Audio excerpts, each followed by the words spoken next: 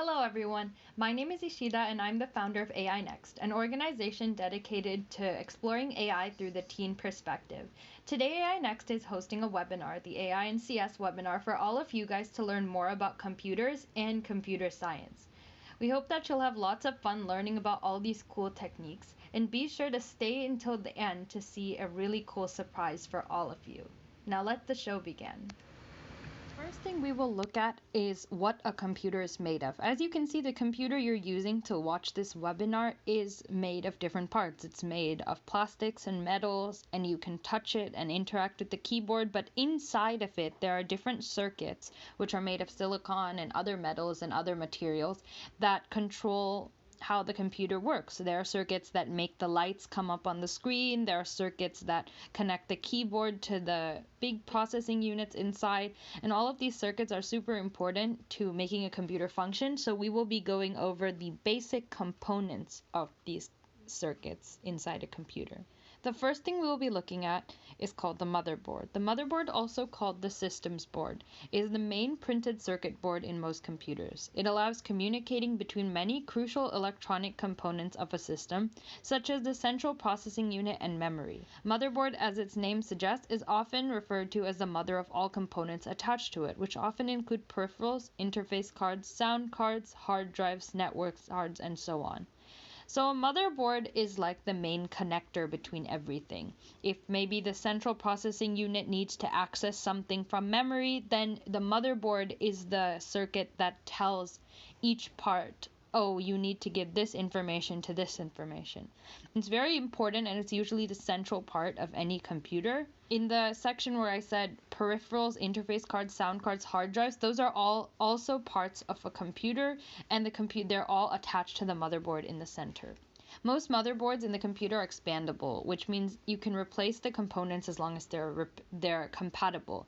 That means that if you want to upgrade different parts of your computer, all you have to do is take out that individual part and then reconnect it to the motherboard. So you can replace maybe the hard drive, which we'll cover later, with a larger one and still connect it to the motherboard, and your computer will still work. The next part we are looking at is the CPU. And it's another important part of the computer. The CPU stands for Central Processor, and it is the electronic circuitry within a computer that executes the instructions that make up a computer program. The CPU performs basic arithmetic, logic, controls, and input and output operations specified by the instructions in the program. The CPU is the brain of the computer, so you can know its importance. Its main job is to carry out the instructions of the computer program that are stored in computer memory. Also, computer performance may be affected by CPU. So let's take an example of you being in the kitchen and following a recipe. You are essentially the CPU, and the computer program is the recipe. You go through each line of the recipe, and you can do different actions like putting in a cup of flour or preheating the oven. And those actions are also like basic arithmetic. So just like you can put in a cup of something into a bowl, a CPU can do basic math or talk to the keyboard to get inputs or make there be output on the screen. And that's essentially what the CPU does. Computer performance affected by the CPU means that if you have a better CPU, that means the computer will work faster. Let's say that if you're cooking and you're tired, then you won't work as fast and you might make mistakes. But when you're very well rested and you're ready to work, then that means you'll be doing better. So that's a better CPU. Then we have the graphics card. There are two types of graphics cards, and they are integrated or expanded. The integrated graphics card is connected directly to the motherboard, and it is a part of the processor. An expansion card is a separate card that is connected to a motherboard. The major work of the graphics card is to create graphics and images that can be shown on a monitor. If your computer does not have the graphics card, you will not see the data and the computer would be useless. The graphics card controls everything you see on the screen, even the video that you're showing right now. Even without a graphics card, the computer could still work. We simply would not be able to see anything that was happening on it in the screen. Graphics cards are also very helpful for playing big games that require lots of images and videos and animations. When you have more graphics cards or better graphics cards, you can usually play those games better, which is why some computers like gaming computers specifically have more graphics cards or more powerful graphics cards for playing all of these really complex games. Next, we have the hard drive. The hard drive is another component of the computer. The hard drive is used to store programs and files on your computer. The traditional hard drive would be the HDD, which is comprised of a series of magnetized disks. But newer hard drives are called SSD, which use electrical circuits to store data. In general, SSDs are faster than traditional HDDs. So, following the cooking metaphor, if a program is a recipe and you are a CPU, then that means that the hard drive is essentially a book of recipes, because the hard drive stores all of these programs. It stores all of the instructions. So if you were cooking, you would go find your recipe book, and inside the recipe book you would find a recipe, and then you would start following it. So just like that, a CPU goes into the hard drive, finds a program to run, and then follows the instructions inside the program. The hard drive is considered a memory part because it stores different files in it to be used for later. Then we have the input and output devices. So the first thing we will be looking at is the input devices. So input devices are essentially any sort of device where a person who's using the computer gives information to the computer. So we can look at perhaps the mouse. When you click the mouse, it sends an input signal that you have clicked the mouse. So let's say that if you move your mouse and it makes the cursor move, then you click on a web page, then when you press that button, the pressure signal tells the computer, oh, I got a click. That means I need to activate this web page. Similarly, keyboards also rely on a pressure. When you press a key on the keyboard, you're giving the computer an input that I pressed this letter key, which means I need to show this letter, or I need to do this action. There's also webcams.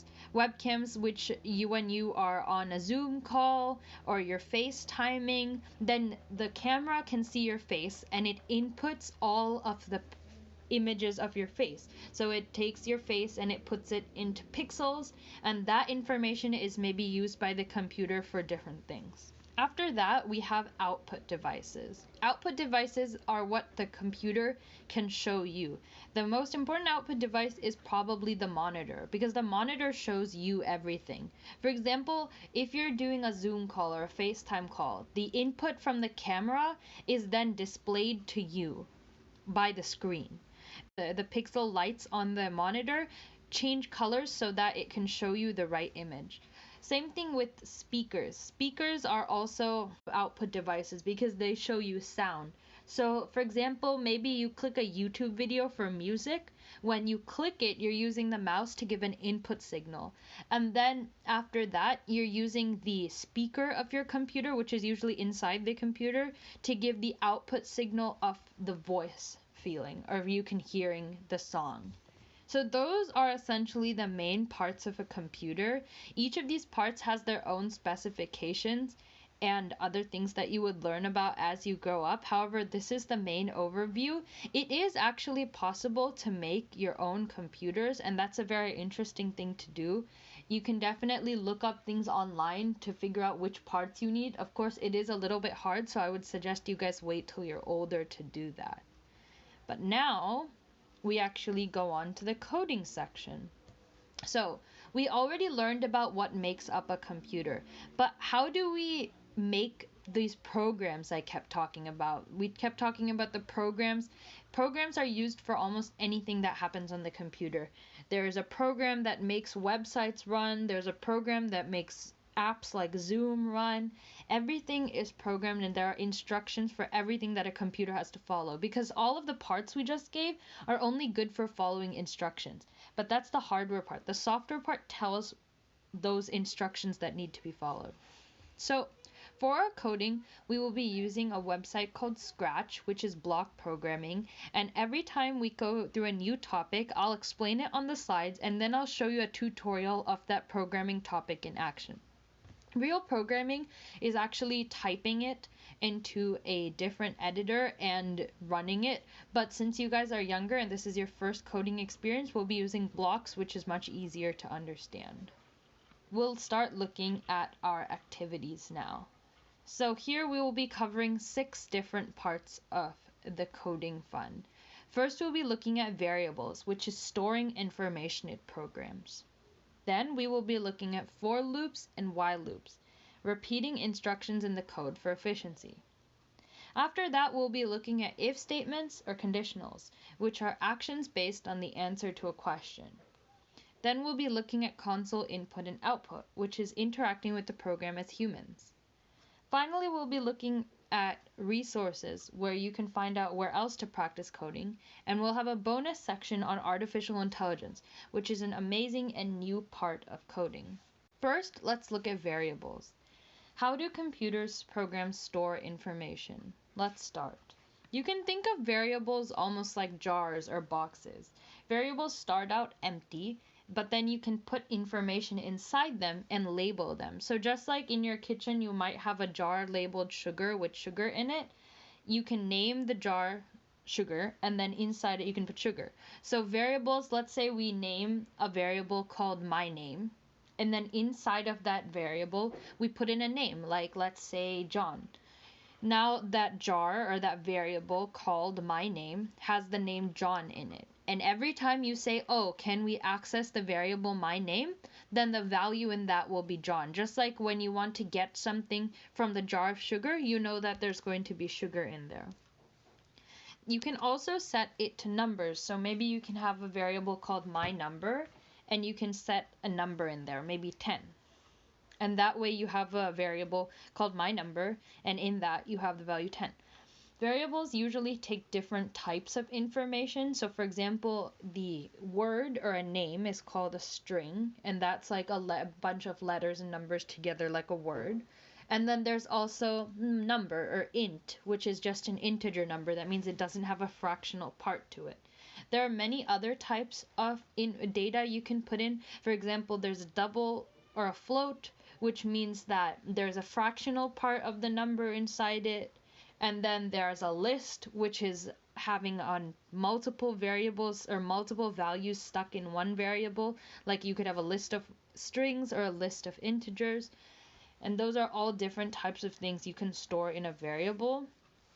Variable names should also be clear and very obvious and short as to what they have inside it. Because if you have variables with random names that are just single letters, like, oh, this is variable A, this is variable B, then you might not be able to understand later on in the code what variable is storing what. So for example, in this code on the side here, we have things written my name. That means that we know that inside that variable there's going to be a name.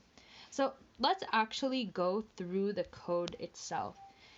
We'll go through each of these blocks because each of these blocks is almost a separate instruction in the program. So the first block, the yellow block, is called when flag clicked, and when flag clicked is essentially the start of the program because there's a green flag in Scratch which you click and then the program starts. First, we set a variable called my name to nothing. That means we almost make an empty jar for the my name variable. Then we set my number to 0. 0 is the almost empty value for a number. And then we have a say block, which means that there's going to be a cat on the screen, and then the cat will say, look in the right corner, I have a variable called my number for 2 seconds. Then the cat will also say, I also have a variable called my name. Then we set the my name variable to kitty, which is a word. And then we set the my number variable to 10, which is a number. And you say, now I stored kitty as my name and 10 as my number for 2 seconds. And that way, now the variables, my name and my number, have the values kitty and 10 inside them because of the code. Now let's look at a quick demonstration to see if this code works on Scratch. Cut.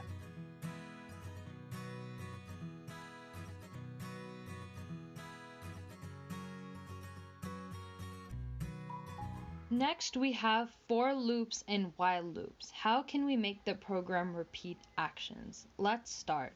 So if you have to repeat multiple actions, then you don't want to be repeating the same block over and over again. For example, let's say that you had to add 10 cups of flour to a really, really big cookie recipe. If we did code for that and we had 10 different blocks where we said add flour, add flour, add flour, add flour, it would be very, very hard to read. And sometimes in different codes, you may have to do something 100 times or 1,000 times, and you definitely don't want to write 100 blocks of code all by yourself. That's why we have loops. Loops repeat things until you need them to stop. There are two different ways loop works: for loops and while loops. For loops essentially repeat however many times you want it to repeat. So if you need to have 3 cups of flour, then you can have a for loop that repeats 3 times the action of add flour. So that one loop will do it 3 times for you because you specified, okay, I need it to happen 3 times. And for loops are very good for when you know how many times you need to repeat something.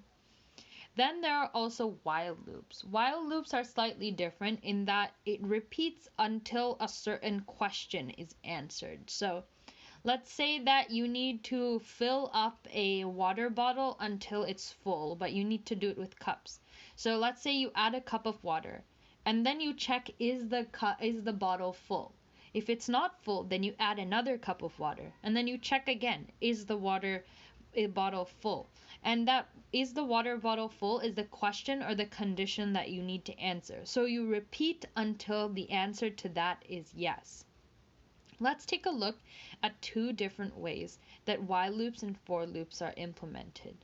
On the right code, it says when flag is clicked, that means when the program starts, we point in direction 90 and we go to X0 and Y0.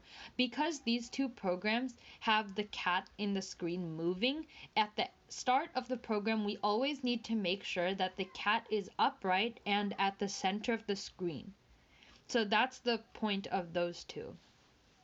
Point in a direction 90 makes it upright and not upside down. Go to X0, Y0 is the center of the screen. Then we use the say block to use a for loop to make me spin 3 times. And that say block tells us what the program is going to do. We're going to make the cat spin 3 times. Here we actually have a nested for loop. The first for loop, which says repeat 3, says that whatever is inside it needs to repeat 3 times. Then we have another for loop inside. To turn something all the way around, you need to turn 360 degrees. But if I said turn 360 degrees, then it wouldn't show the cat turning. It would simply do it in a flash and we wouldn't be able to see. That's why I split it into 12 times 30, which is 12 times we turn it 30 degrees. That comes up to 360. That way it's more obvious that the cat is turning.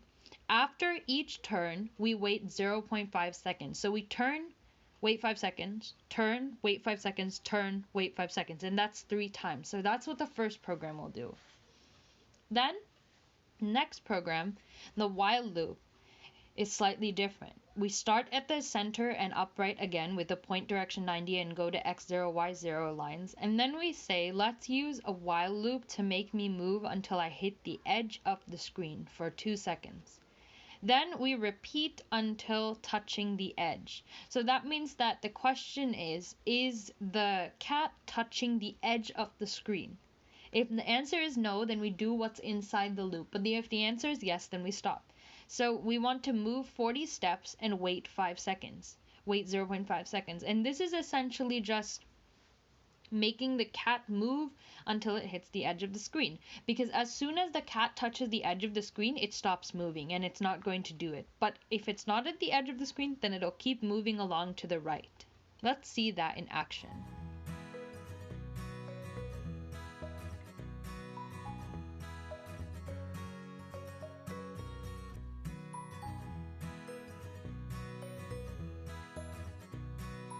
Now let's look at if statements, or aka conditionals.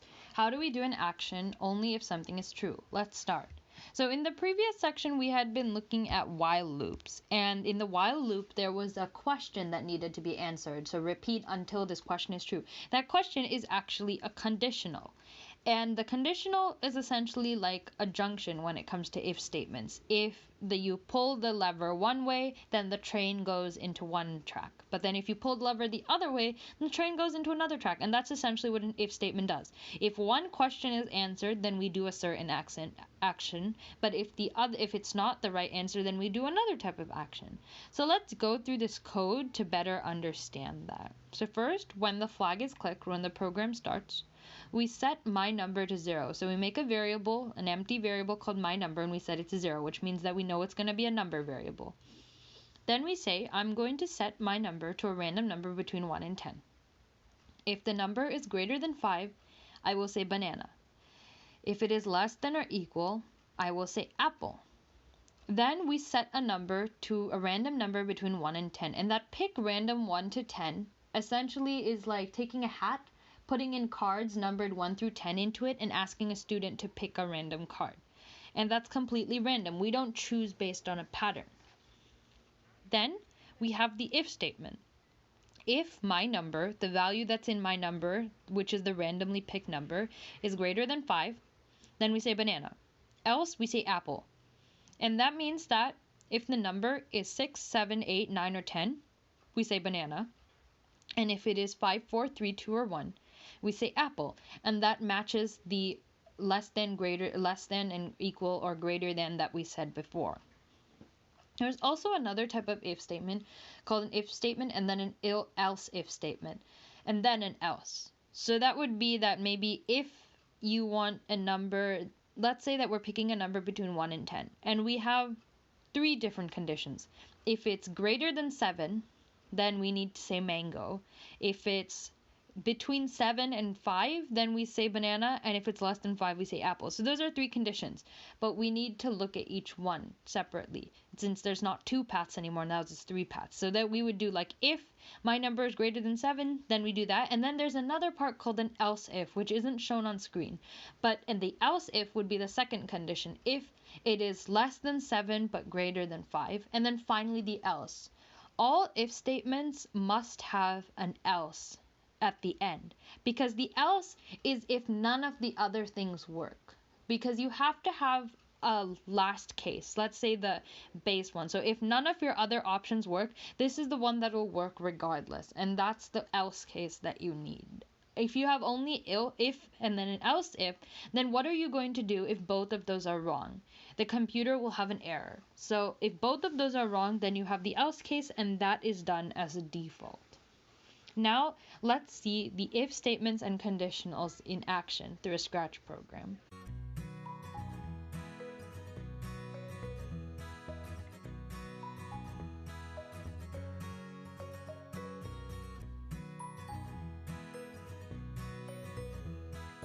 Now we'll look at console output and input. How can we exchange information with the program while it runs? In the beginning, when we were looking at the computer hardware parts, we did look at inputs and outputs. So the inputs are like your keyboard, your camera, your mouse. The outputs are like the monitor and the speakers. And we will also be looking at input and output in terms of programs, because we need to give information to the program and it gives us information back. So why don't we look at how to do this? Usually the inputs and outputs in code are giving a image or a text or numbers to the computer, and then it outputs another image or text or numbers. Sometimes you can use a program to activate something in hardware. So maybe you can use the program to make a light go on, or you can use the program to make the speaker play something, or usually you can just show something on text. So now let's look at the console input and output. So when the flag is clicked, when the program starts, we have a variable called my number, which we set to 0, and we have one called my name, which we set to empty dashes. And then we tell the user, let's input a name for the my name variable. And then we do an ask block. What is your name, and wait. And the ask block essentially shows the user a little text box where we can type in a name. Then we set the my name variable to the answer from that text box, which is just whatever was typed in stored. Then we do let's input a number for the my number variable, and we ask what's your number, and we wait. And then we get the number from that ask and we put it inside the my number variable. The wait part is essentially just to make sure that the program doesn't go on until we get an answer from the user. Because if we don't get an answer from the user, then my name and my number won't be changed, and then the whole program won't work. Finally, we do a section called say, join your name and is and my name. So your name is essentially a string. It's just a bunch of words, and we connect that to the name, which is also a word that's inside the variable. So now it'll show your name is and then whatever's in my name, whatever you decided to put in. Then we do the same thing for your number. Your number is the number that's in my number. And that is essentially how we do the console input and output. The console essentially means like the typing, how you put in the words through typing because you're asked. There's usually a console on different editors for bigger programs or more complex languages where you type in things, and that's what you put in. And then inside that console, you get text written responses back. However, there are also other ways to get input and output. One of them that's not used in Scratch at all is called file input output. This is for more bigger programs. It essentially you to give the program a file and then you write the output back into a file. So if you have a lot of data, let's say you have a huge data set of all these numbers, then we can give the program that file on your computer, and that we can output whatever calculations you want onto another file. And so that's a different type of input and output.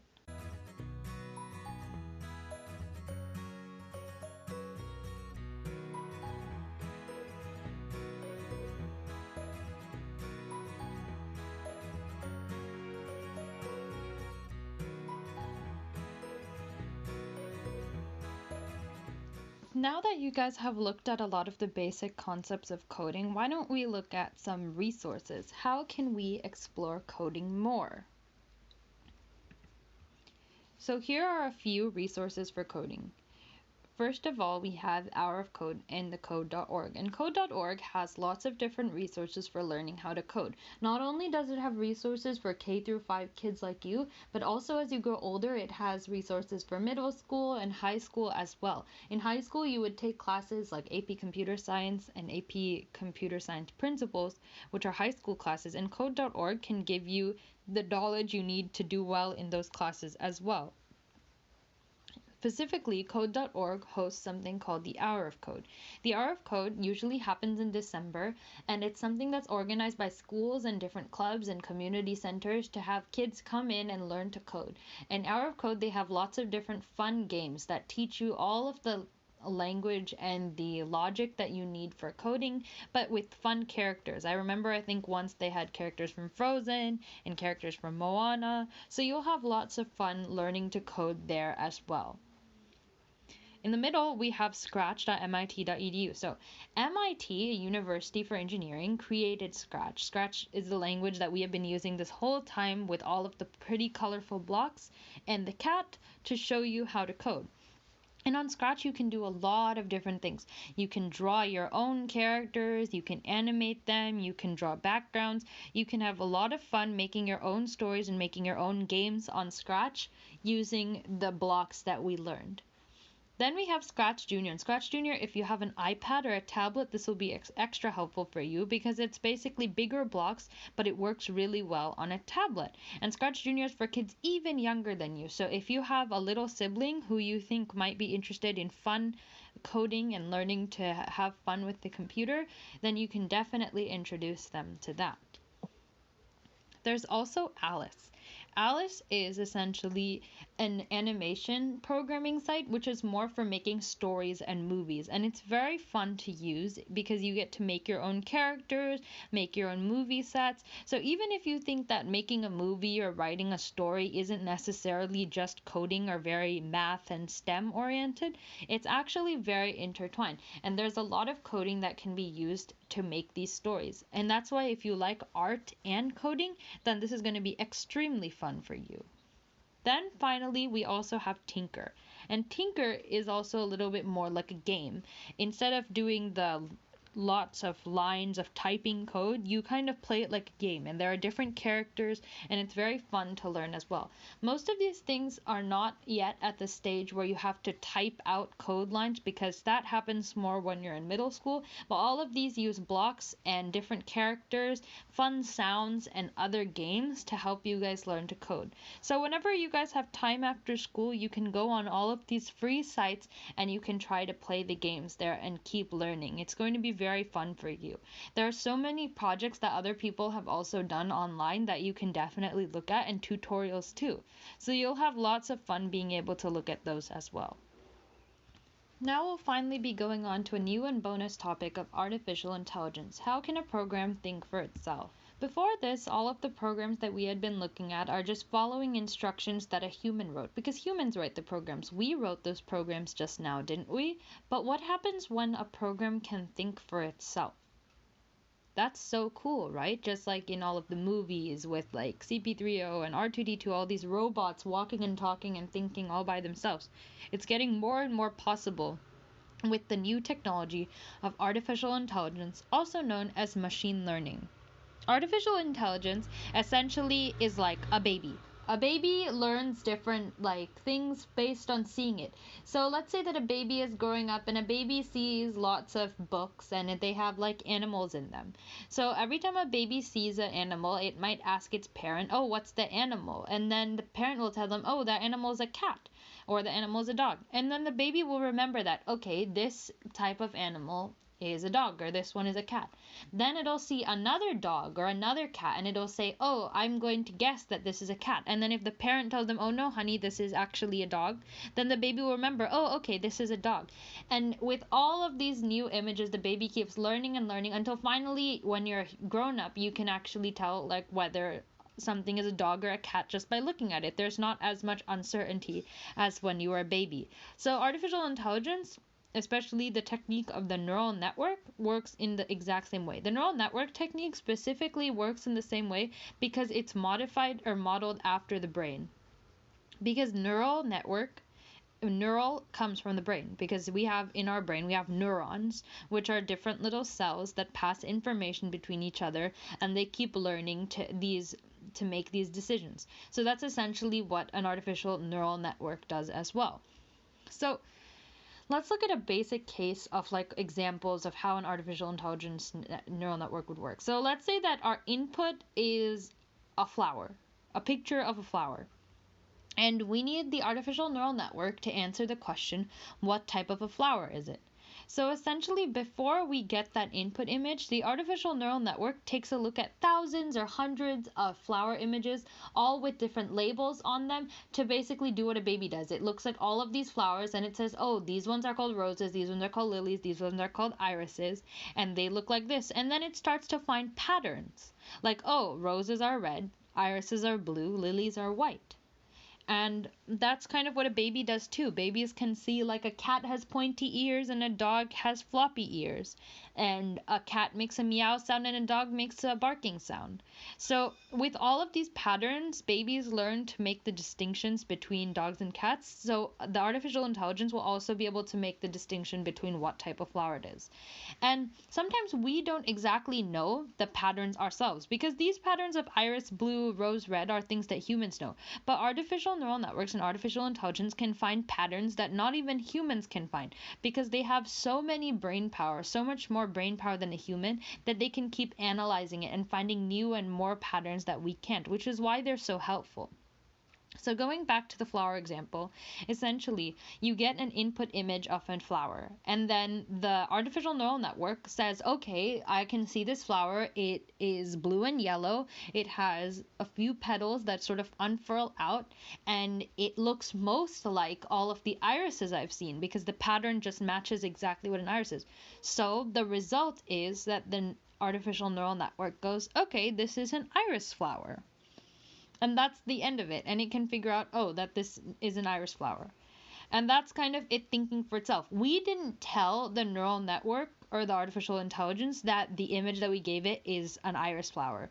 We just gave it that image, and we also told it what an iris flower generally looks like, and it made that decision. It thought for itself to figure out, okay, this matches what an iris flower looks like. And that's how it got the result. And this can be used for many different purposes beyond just figuring out what type of flower something is. Sometimes it can be used in medicine to look at an x-ray or a medical image to see, okay, does this medical image of the lung say that it has cancer? Or maybe you can take a satellite image and see, oh, does this part of the land look like it's being burned by a wildfire, or does it look like it's healthy? And with all of these things, the data collected by humans from satellites, from medical documents, all of that can be used and analyzed by very powerful computer science tools, and that way is how humans and computers can interact to solve lots of different problems. Now let's quickly see an artificial intelligence in action. The important thing about this tutorial is that it's okay if you don't understand the code, but you do need to understand how each part works, or what are the basic steps.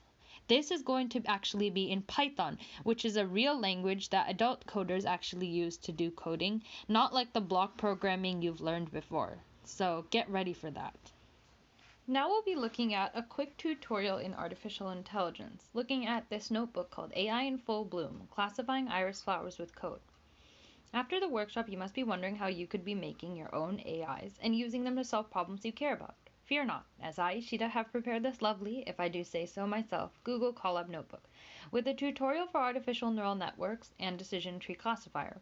The code will be used in a public dataset of irises, as it is a simple dataset to use for beginners.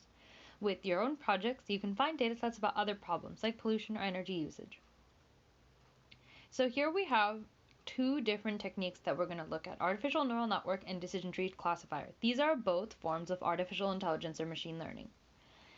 We're going to be using these algorithms on a public dataset of irises, which is going to be public information that you can download anywhere without paying for it. And this is very important because if it's public, that means that more people can access it and more people can innovate with it.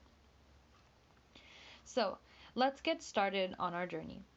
The iris dataset. Before we get started with using scikit-learn, we need to decide what machine learning task we want to accomplish with it. Scikit-learn is a library. Scikit-learn essentially has all of these different functions that if we just call the function or use these magic commands almost, it'll do things for us that we don't need to code ourselves. In this workshop, we'll be using scikit-learn for classification using the artificial neural network algorithm. We'll also be trying the decision tree algorithm in this notebook. We will use a popular sample dataset often referred to as the iris dataset that was specifically made for machine learning algorithms.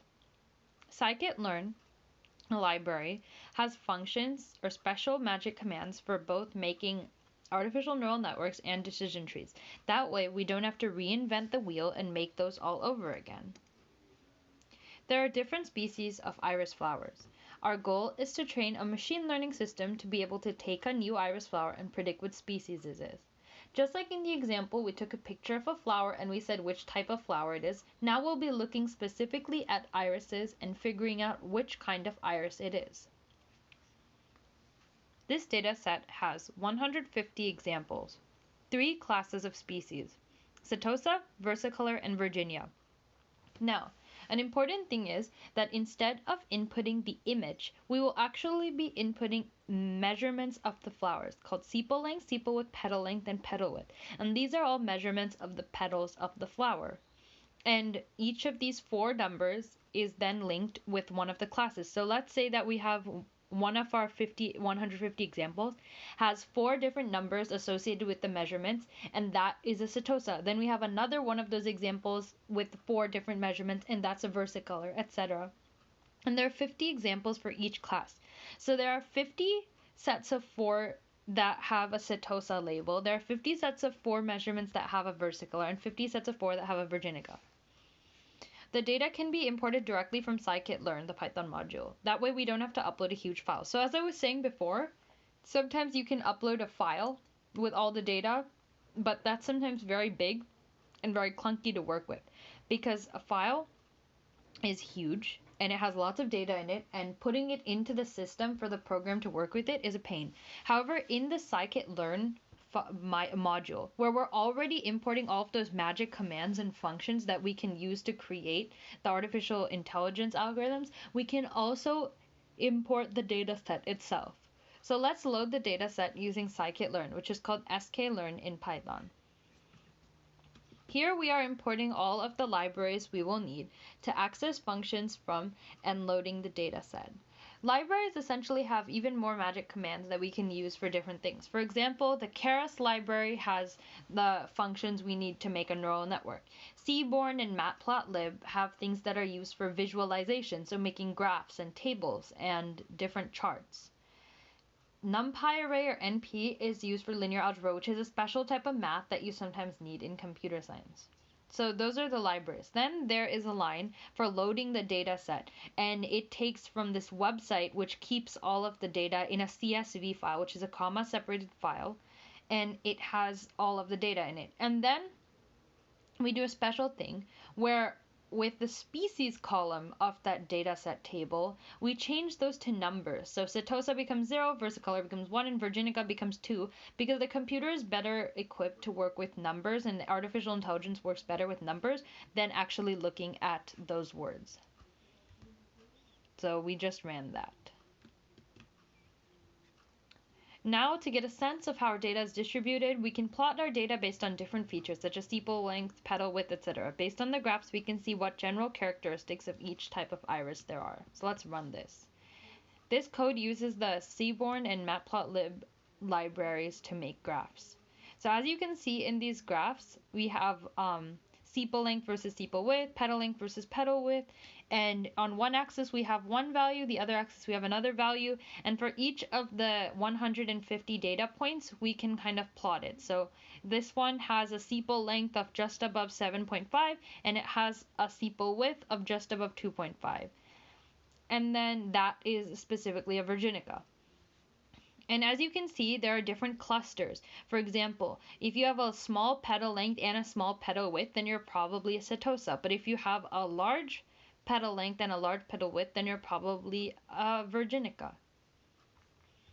So notice that each species cluster has a somewhat distinct section of the graph. From this, we find general parameters to guess the type of iris.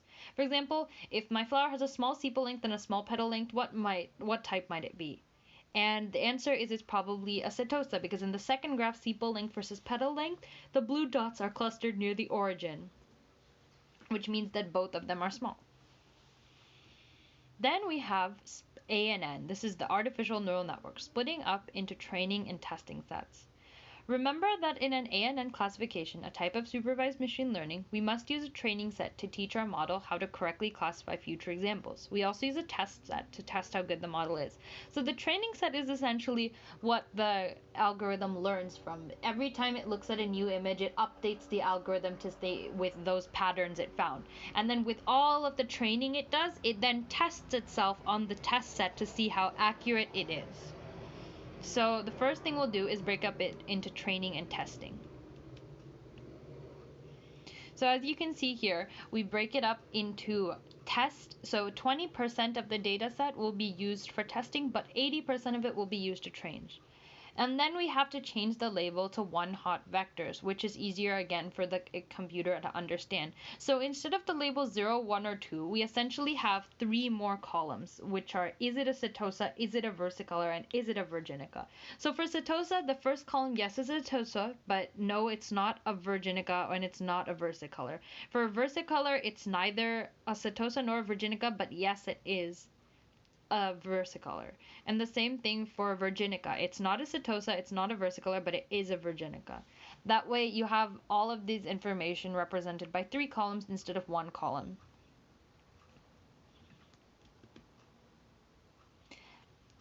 Our training set contains all the correct target classes for our flower examples, along with 4 features of each flower. We'll need all this information to teach our classifier how to predict a class given a new set of 4 features.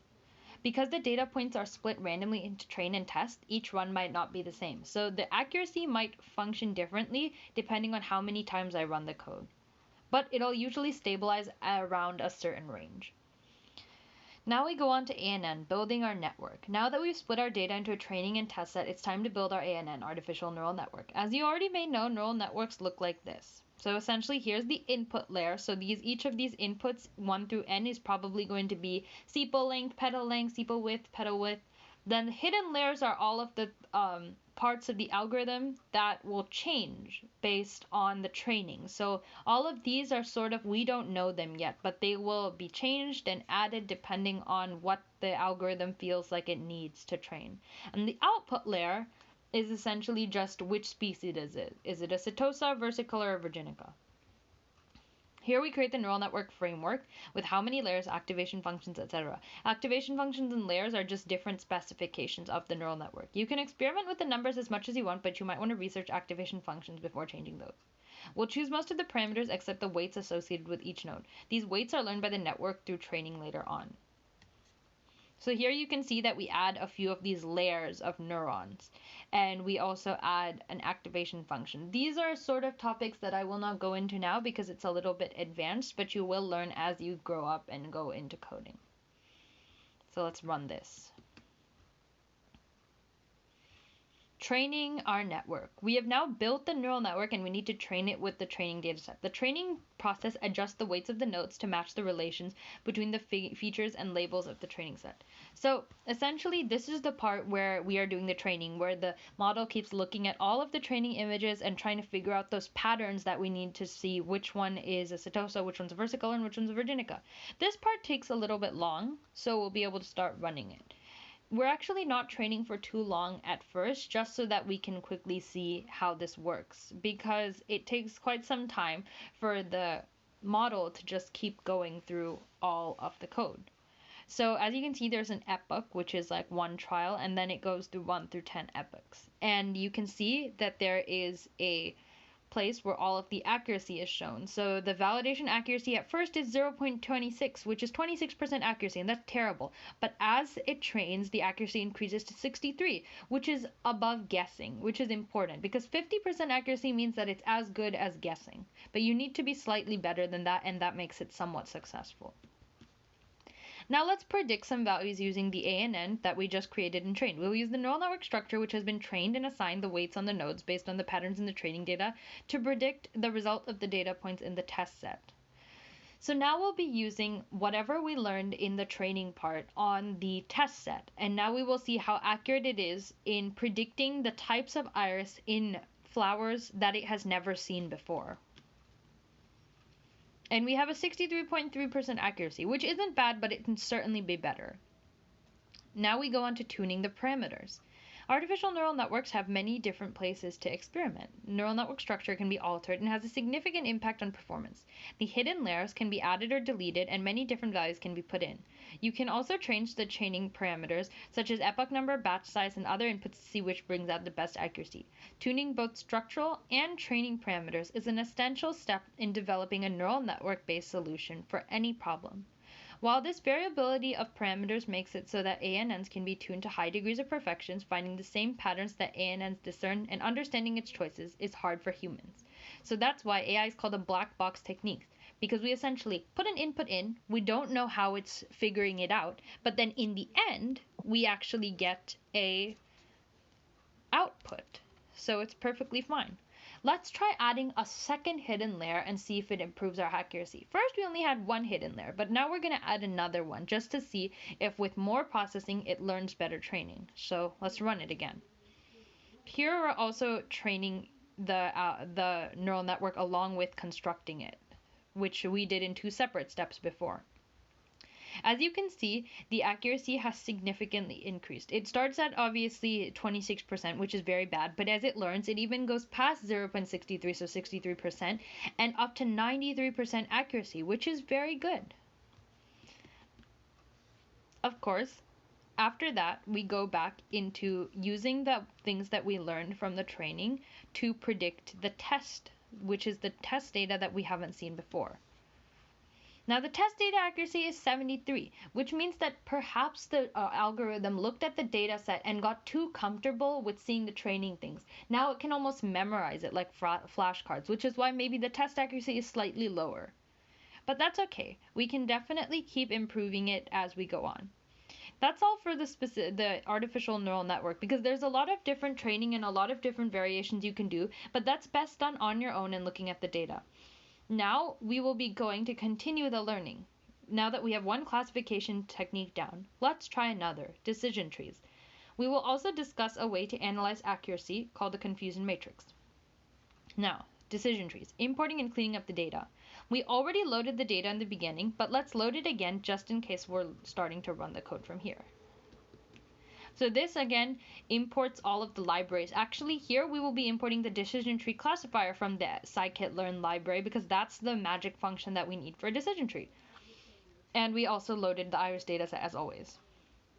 Now we will be splitting up the training and testing sets. Remember that in classification, which is a type of supervised machine learning, we must use a training set to teach our model how to correctly classify future examples. We also use a test set to test how good our model is. The first step that we'll do is break up the iris dataset into training and test set. So as you can see here, we're doing a slightly different balance. Now 75% of the data will be used for training and 25% will be used for testing.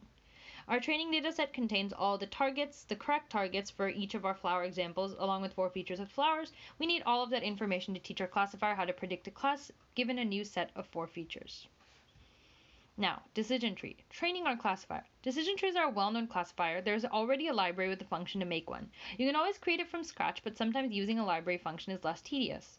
When you need to customize more advanced aspects of the classifier, it makes more sense to start from scratch, unlike here, because we're just starting to learn. So in the beginning with the artificial neural network, we added how many layers and we chose the functions. But with decision tree classifier, we decided to not do that because there's already one being made.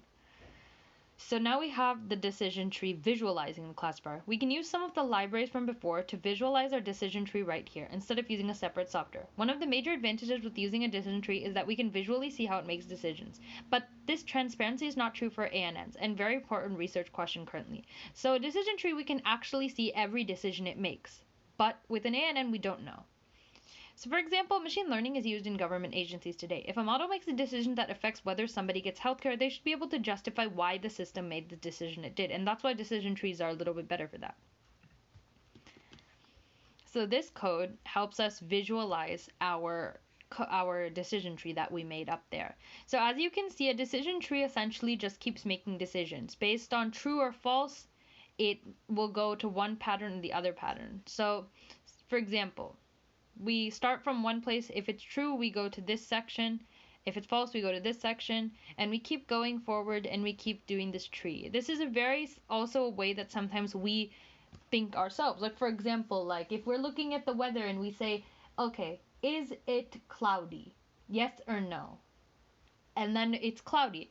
Then we have another decision. If it's cloudy, is it going to rain or not? And then if it's going to rain, we take an umbrella. But if it's not going to rain, we just take a jacket. And then all the way back, if it wasn't cloudy in the first place, then we don't take a jacket. So you do decision trees like that all the time by yourself. So do machine learning things. Here's an example what the top of a decision tree visualization may look like.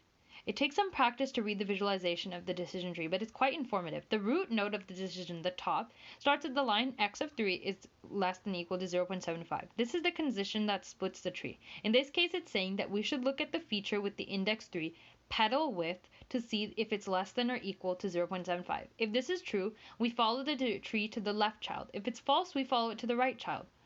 Samples equal 112 means that this node we still have 112 samples to look at.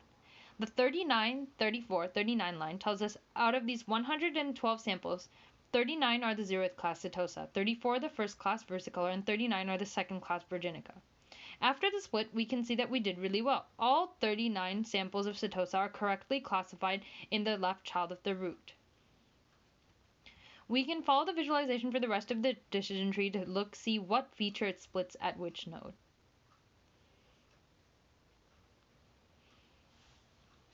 Now we look at decision tree testing. We've trained our decision tree and visualized it, but we have not yet tested how well it does. This is where the test set comes in. The test set is a set of correctly labeled examples that we have withheld from the decision tree, so we can test to see if the predictions made by the tree match the current labels.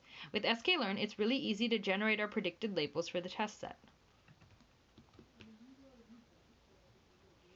In order to find the accuracy of our classifier on the test set, we'll use the function score, which takes two parameters, the data of the test set and the correct labels of the test set. It automatically compares our predicted label with the correct label to compute accuracy. As you can see, we got a 94.7 accuracy, which is really good. Congrats! Now you've made a decision tree as well, but we are missing something. Sure, we know the accuracy of the classifier, but what about the distribution of answers? False positives, false negatives? This kind of information is valuable for analyzing error, and we can see it through a confusion matrix. Trust me, it's not as confusing as it sounds. Here we will display a confusion matrix to analyze our predictions. We'll use the familiar matplotlib library to accomplish this visualization, and we'll also use Seaborn to make it look very pretty. Now you can see the screenshot of our confusion matrix. So this is the one that we generated ourselves, and you can see that there are different rows and different columns, and each of these blocks has a number on it. So our confusion matrix in this case is a 3x3 table because there are 3 different possible classes for each flower. The columns tell us what class we predicted, whereas the rows tell us what the class actually is. Because we randomly split the data, your confusion matrix might look different from another one. The following is an example of what the confusion matrix might look like. So here is one that has already been run, and we're going to analyze this one instead. The first row tells us that for flowers that should be actually classified as setosa, what our decision tree predicted our class should be. In the example screenshot, there were 11 setosa flowers, and they were all correctly labeled setosa. So here, it is actually setosa, and then predicted to be a setosa is the other one. And so that's 11. There were nothing that was actually setosa and predicted to be either of the other two. So that means we got all of the setosa right. But the second row is more interesting. It tells us that there were 16 versicolor plants, 14 plus 2, but only 14 were classified correctly. The remaining 2 were predicted to be virginica, which is incorrect. So this is 14 of them were actually versicolor and predicted versicolor, but 2 of them were actually versicolor and predicted virginica. Finally, the last row shows that all of the 11 virginica plants were classified correctly. For this particular example, there were 38 test examples and 36 were classified correctly for an accuracy of 94.7. The confusion matrix helps us visualize the performance of our decision tree. In addition to the accuracy number of itself, it gives us added information of which type of flower we intended to classify incorrectly. Going back quickly to remember false positive and false negative, when, for example, you want to diagnose whether somebody has a disease or not. A false positive means that somebody didn't have the disease and then and then you decided that it had a disease. And that's a false positive because you're false that you're positive. And then a false negative is somebody had a disease and then we decided that there wasn't a disease. So that's a false negative. And depending on your situation, sometimes false negatives and false positives are even worse. For example, if you're doing a disease, having more false positives is okay because that's just a scare. And it'll just be somebody's good news that, oh, they don't have a disease. But having a lot of false negatives is bad because that means that they could think they're healthy, but they're actually sick.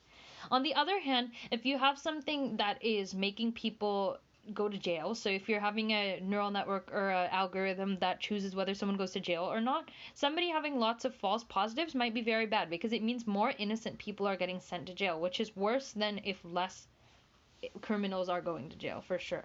So definitely you have to use the confusion matrix to understand what kind of errors you're making and if those errors are okay or need to significantly be changed.